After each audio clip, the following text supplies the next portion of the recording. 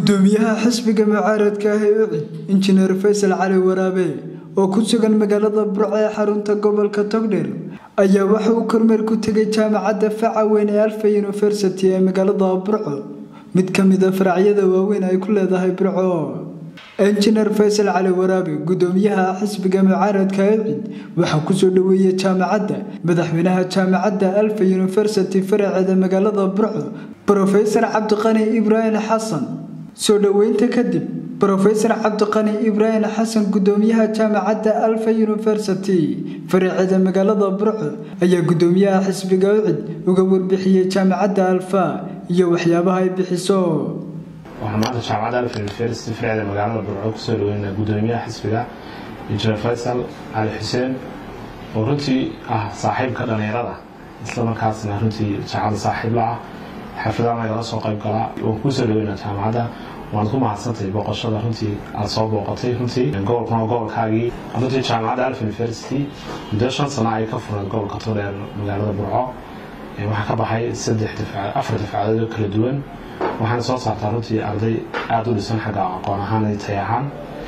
jaamacaddu waxay bixisaa 9 kuliyadood oo ka mid yihiin kuliyadaha caafimaadka ugu horeeya nursingka nutritionka medical laboratory-ga midwifery-ga nursingka iyo sidoo kale jaamacaddu waxay bixisaa kuliyadaha ICT-ga waxaa kaloo jaamacaddu keliya gobolka ka bixisaa kuliyadda lowga ama sharciga qawaaniinta oo dadka ka soo baxay inta badan ay ka shaqeeyaan garsoorka ama maxkamadda gobolka oo aanay hore magaaladu lahayn waxaa kaloo jaamacaddu bixisaa kuliyadda ICT-ga businesska economics iyo social economy iyo sidoo kale darajada labaad ee master programka oo jaamacadda Malaysia iyo dalka Liverpool ku taala iska kaashadaan oo markii koowaad iyana gobolka la keenay laba dafcadood runtii ay ka qalin jebiyeen runtii jaamacaddu waxay u taagan tahay in kor qaado baahida waxbarasho ee gobolada bariga ka jira sida magaalada Burco waxay kaloo xarumo ku leedahay Caynaba Sheekh iyo Oodweyne inta saddex branch runtii waxay hoosteeyaan qaybta Burco si markaa gobolada galbeedka loola tartansiiyo runtii gobolka injineer Faysal Cali Xuseen Faysal Cali Waraabe gudoomiyaha xisbiga mucaaradka ah ee UCID ayaa u mahadnaqay madaxweynaha jaamacadda Alfa University faraceeda magaalada Burco Professor Cabdiqani Ibrahim Xasan oo ku soo dhaweeyay jaamacadda aad mahadnaqina insha Allah taala way aflixi doonana mustaqbalka marka la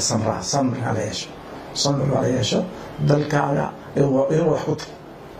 meel wax ku tahay ma jirto dalkaaga wax ku tahay marka ardayda ku abuura wadannimo ku abuura wadeed ku abuura waalidku hogaamisan tacliinteena indirect waa wax loo bara dadka oo marka jaamacadda jaarkiisa bara oo elite vision mugdi ka soo saara cilmiyaantu waa mugdi ka saara taasaan gobol waan taariikhda guul baa jirta insha Allah taala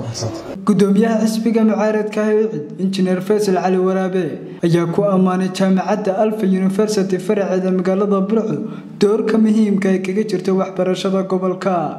jaamacadda Alfa University faraceeda magaalada Burco ayaa ka mid ah jaamacadaha ugu waaweyn ee ka dhisan magaalada Burco kuwaas oo sanad kasta soo saara kumanaan kun oo ka mid ah dhalinyarada aqoon-yahanka ee gobolka Togdheer kuwaas oo dhammaantood ay ka mid yihiin kuwa ka shaqeeya goobaha dawladda goobaha shacabka ee Somaliland Cabdiqani Baafo